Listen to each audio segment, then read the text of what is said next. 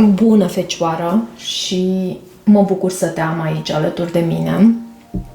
Uite, pentru citirea ta, pentru această persoană care vine înspre tine în următoarele 7-8 zile, vreau să văd energiile acestei persoane care vine și cum vine cu energiile înspre tine.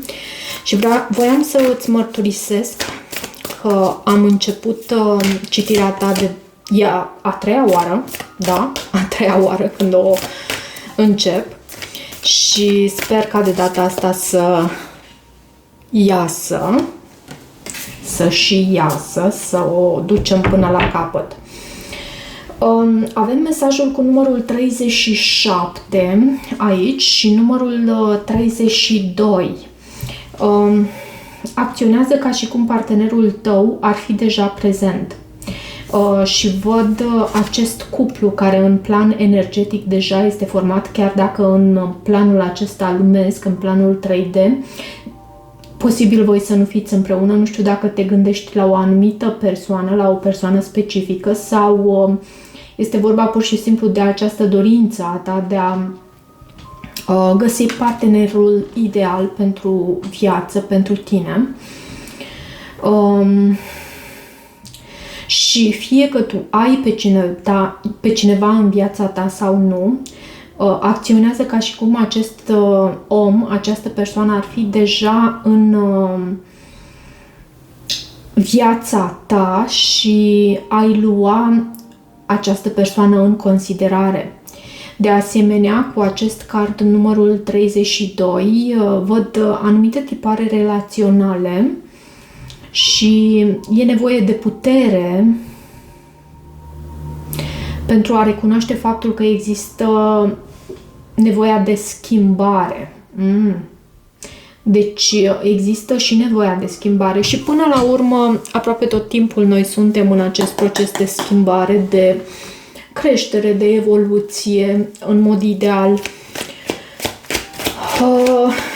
Și e ceva ce te nemulțumește aici în legătură cu această conexiune, fie și, uite, poate fi vorba și despre faptul că tu ești singură și îți dorești o anumită persoană aici și poate fi vorba despre faptul că acest lucru te nemulțumește, în care caz nu uita să te întorci înapoi la recunoștință și nu uita de asemenea că recunoștința te poate ajuta să îți găsești partenerul ideal de viață pentru tine. Având acest pattern relațional, acest tipar relațional, poate e ceva negativ ce tu trebuie să schimbi. Nu știu dacă acum, dacă ești singură, e clar, e vorba despre tine. Dacă ești cu cineva anume și e vorba despre o persoană nouă în viața ta, posibil să, chiar dacă este o persoană nouă, cumva tu să acționezi la fel și lucrul ăsta să nu te ajute, să fie în detrimentul tău de fapt. Ok. Avem asul de spade, reprezintă cartea adevărului, la fel ca și regele de spade, bineînțeles, dar asul acesta de spade anunță faptul că victoria este aproape. Avem acest vultur aici, această pasăre care vorbește despre calitățile tale de a vedea lucrurile dintr-o perspectivă înaltă și chiar dacă tu ești foarte bine capabilă și să analizezi lucrurile în detaliu, le vezi și de la distanță cumva dintr-o exact ca acest vultur din înalt, le vezi în ansamblu. Și victoria îți este garantată atât timp cât tu rămâi rezilientă. Poate fi vorba și despre comunicarea autentică, acest as de spade. Avem și pajul de monede și 7 de cupe. Și diavolul îl văd aici. Draga mea Fecioară, cum să spun eu, aici da, poate fi vorba și despre opțiuni, dar cu acest as de spade e ceva ce tu încerci sau pe care tu încerci să pui lumină. E un lucru asupra căruia tu încerci să învingi. Îmi place această carte care a venit pentru tine în energia generală, chiar îmi place. Și ai această oportunitate de a depăși aceste tipare care te țineau în loc în planul acesta relațional. 9 de monede, pajul de cupe, 3 de bâte, 6 de cupe, temperanța, cavalerul de monede, regele de bâte, poți să ai de a face cu un semn de foc și văd roata norocului să schimbi ceva. Să schimbi ceva la tine. Elementul acesta de schimbare este foarte important.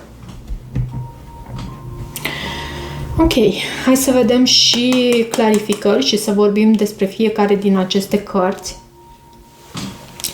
9 de monede îl avem în sentimentele acestei persoane. Păi, 9 de monede este o carte a independenței, în planul acesta material, dar și în planul acesta și să știi că oarecum mă pune pe gânduri acest 9 de monede. Poate fi vorba și despre independență în planul relațional, nu doar în planul acesta financiar. Asul de bâte. Cred că, de asemenea, această persoană m-am răzgândit pentru că am văzut acest 5 de cupe. E ceva în trecutul vostru împreună care reține această persoană, deși există atracție aici și există potențial de nou început cu pasiune și o atracție fizică extrem de puternică. Cu toate astea, cred că cel mai mult pentru tine acest as de bâte stă pentru atracția puternică dintre tine și această persoană, dar cu toate astea e ceva în trecutul vostru și e posibil în trecutul vostru comun sau individual, fiecare în funcție de drumul pe care l-a parcurs până acum. E ceva în drumul vostru care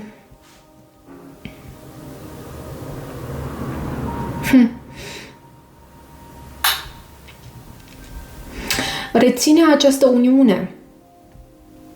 Și e ceva ce a dezamăgit în trecut. E ceva ce acum trebuie schimbat. Vezi tu? Avem roata norocului care este în sfatul pentru tine și roata norocului aduce schimbări. Deci sfatul este acela de a aduce schimbări în felul în care tu gândești, în felul în care tu simți pentru relații în general și nu neapărat pentru această persoană. Sunt anumite tipare care pe tine te țin în loc și fac ca lucrurile să crească, să evolueze într-un mod foarte, foarte lent, aproape imperceptibil.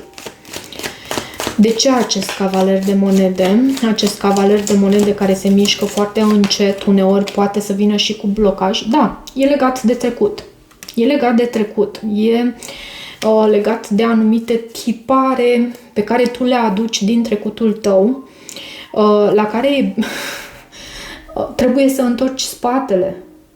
Văd 3-ul de bâte, la care e bine să muncești. Cumva sunt anumite lucruri care pe tine te cam țin blocată.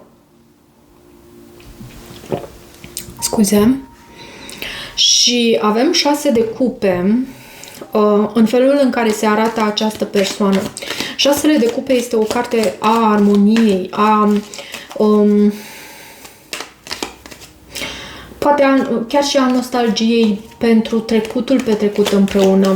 6 de cupe este o carte care aduce totuși momente frumoase petrecute împreună. Avem cei 2 copii blonduți, jucându-se, fiecare în legea sa, în iarbă, cu aceste cupe. Cred că sunt niște panseluțe în fiecare din aceste cupe. Și lumea, poate chiar în trecut ceva s-a încheiat aici și provocarea o reprezintă faptul că un nou început e întârziat aici. E întârziat. Și avem pajul de cupe, pajul de cupe în gândurile sale. Poate aveți un copil împreună. Pentru unii dintre voi poate fi și așa. Nu am să spun pentru toată lumea, pentru că pajul de cupe poate avea mai multe semnificații. Poate fi vorba de asemenea despre faptul că această persoană se gândește să comunice cu tine. Mai poate fi vorba despre faptul că această persoană cu acest paj de cupe are inima deschisă, se gândește la... sau, cum să zic eu, pentru că e în gândurile sale totuși. Poate fi vorba și despre faptul că are curiozitate în ceea ce te privește. Cartea Moartea. Poate fi vorba și despre un scorpion. Ceva s-a încheiat aici. Ceva s-a încheiat și chiar dacă încă există o atracție și un magnetism extrem de puternic, fizic vorbind,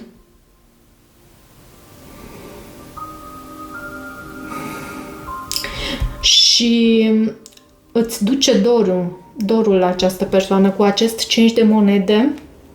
Este o carte a dorului, poate este chiar o persoană, uite, poate fi vorba despre o balanță, poate există un contract între tine și această persoană deja.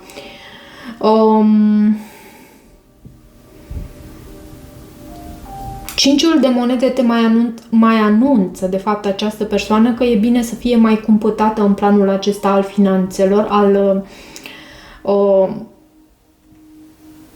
carierei, pentru a nu irosi și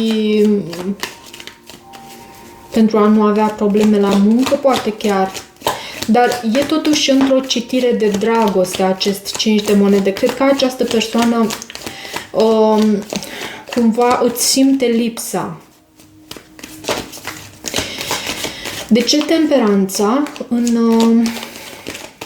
ceea ce privește sentimentele tale? Steaua. Păi tu îți pui mari speranțe aici. Îți pui mari speranțe și mai văd și faptul că ai foarte mare răbdare în această situație. E multă temperanță, echilibru, posibilitate de vindecare emoțională, de vindecare a acelor sentimente care poate veneau din lipsă, poate veneau din nesiguranță, îndoială, cam același lucru, poate deznădejde, dar văd că tu, de fapt, îți pui mari speranțe în această conexiune. Poți să ai de a face cu un săgetător sau cu un vărsător. Și 7 de bâte de aici, de la baza pachetului, să știi că, da, este o carte care anunță defensivitate din partea ta, dar e ceva e o luptă aici în care tu ai mari șanse de câștig. Nu e ceva foarte dificil pentru tine pentru a câștiga în această dispută. Și spun dispută, deși cred că este un picuț cam mult în această situație, pentru că văd în sentimentele tale dorința aceasta de vindecare, de vindecare. Ambele cărți sunt cărți ale vindecării, dacă mă uit bine, atât Steaua cât și Temperanța. Și avem aici 3 de bâte în intențiile acestei persoane. Te așteaptă. Dar vezi tu, Cred că cineva aici, în această dinamică, are și... Nu știu dacă această persoană te-a pus într-o situație de trio și trio poate ține și de faptul că această persoană este foarte mult ocupată de planul acesta financiar, prea mult, poate, și aduce acea energie în conexiunea voastră.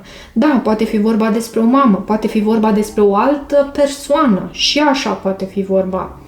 Dar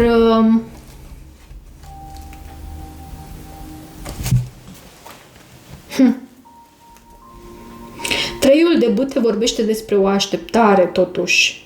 Și judecata, pentru unii dintre voi, poate să vorbească despre dorință de reconciliere, de a da, de a oferi o a doua șansă în această conexiune. Pentru alții însă este vorba și despre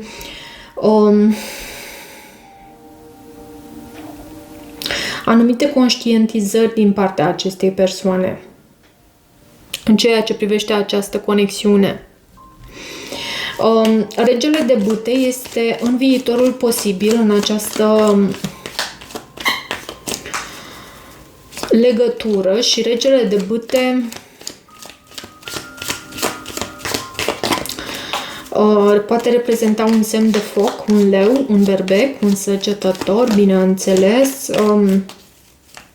Regele de bâte nu renunță și vreau să văd clarificarea. Poți să ai de-a face cu un semn de foc, o persoană foarte focoasă și foarte pasională, sau un semn de aer, mai văd aici, un gemeni, o balanță sau un vărsător, și văd un nou început în iubire. Văd un nou început în iubire. Pentru unele dintre voi poate apărea confirmarea unei sarcini. Acest as de cupe poate să vorbească despre așa ceva. Șansa la iubire, la bucurie, la un nou început, o celebrare, o perioadă de socializare între tine și această persoană. Cumva poate cunoște această persoană de puțin timp și acum tatonați împreună terenul să vedeți unde poate duce această conexiune. Ok. Și foarte pasionată această persoană de ceea ce vede în tine, de ceea ce simte la tine, de ceea ce percepe la tine. Roata norocului este în sfatul din partea sinelui tău înalt. Ce este cu acest card? Marea Preoteasă. Să îți asculți intuiția în primul și în primul rând. Pentru că asta, având bineînțeles acest card, Marea Preoteasă, care poate să reprezinte și zodia Pești. Iarăși, despre roata norocului, ce voiam să spun aici? Da, vine cu schimbări. Vine cu anumite lucruri care se întâmplă într-un mod ciclic. Fiind în sfatul pentru tine, posibil să apară anumite și ciclic, iarăși, ne ducem înapoi la acele tipare, ok? Care s-au format în planul acesta relațional pentru tine. Și aici e necesar ca tu să schimbi ceva. Asta ascultându-ți intuiția, pentru că pentru fiecare va fi ceva diferit. Nu-ți va fi ușor, ok?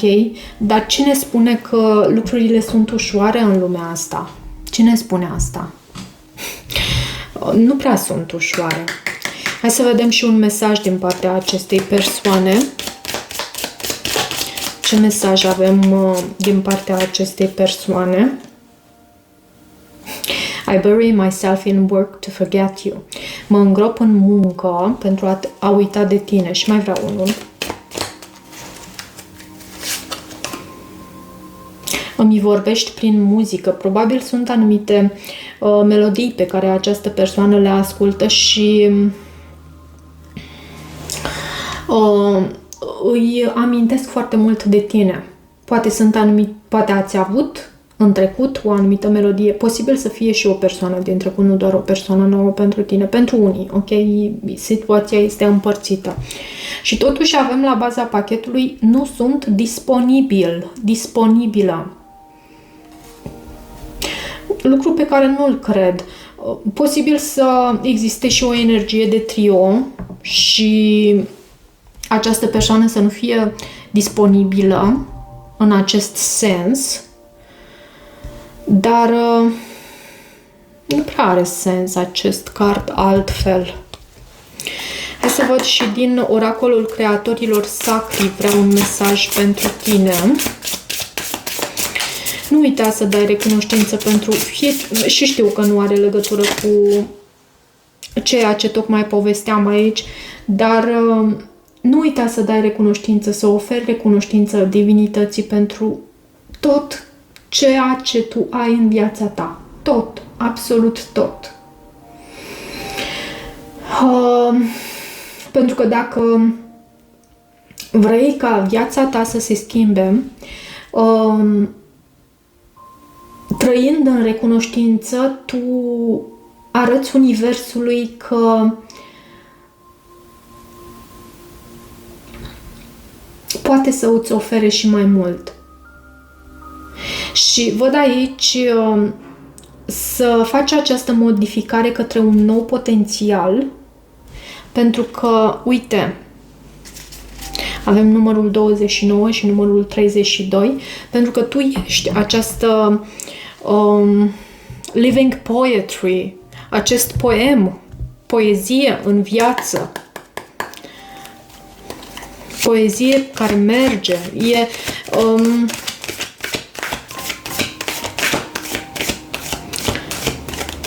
ești precum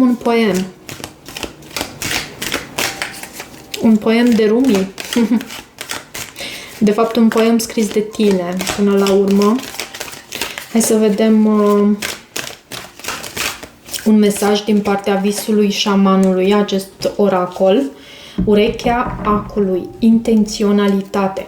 Cred că tu treci printr-o perioadă în care faci anumite lucruri foarte dificile.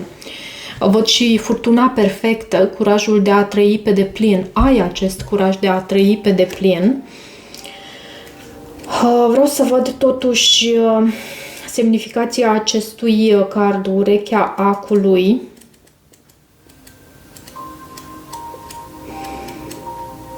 Ok, am găsit.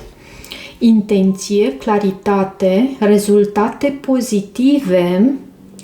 Dacă te uiți prin urechea unui ac, ce vezi? Când te concentrezi pe sarcina care te așteaptă, devine firesc să elimini tot ce este deprisos, orice distragere a atenției, orice lucru neesențial, astfel încât să reușești. Care este în acest caz definiția succesului? Ca să poți băga ața în ac, fiecare lucru care nu este în concordanță cu obiectivul tău trebuie să dispară. Doar așa vei obține ceea ce ai nevoie. Un discernământ ascuțit, dorința de a reduce conexiunea dintre ac și ață la esența sa. Urechea acului pare atât de mică, dar odată ce intenția ta trece prin ea, pe partea cealaltă se prezintă o oportunitate imensă. Acul repară, coase lucruri împreună pentru a face ceva semnificativ și nou. Experimentează succesul chiar acum. Rămâi fidel dorințelor tale, muncii pe care trebuie să o îndeplinești astfel încât să fii concentrat ca un laser pe experiența de a crea și a manifesta. Rezultatul este asigurat de forțele divine. Ok, dragilor, cam atât pentru această citire. Vă mulțumesc mult pentru faptul că îmi sunteți alături și pentru toată susținerea voastră. Cred că la Fecioară tu faci ceva foarte dificil și ai o putere de discernământ și, așa cum spune și clarificarea, de fapt, ghidul acestui card, semnificația acestui card, urechea acului, tu faci ceva foarte dificil și cu intenționalitate și obții și rezultate. obții și rezultate. Da, frumos. Vă mulțumesc și vă mai aștept aici. Toate bune!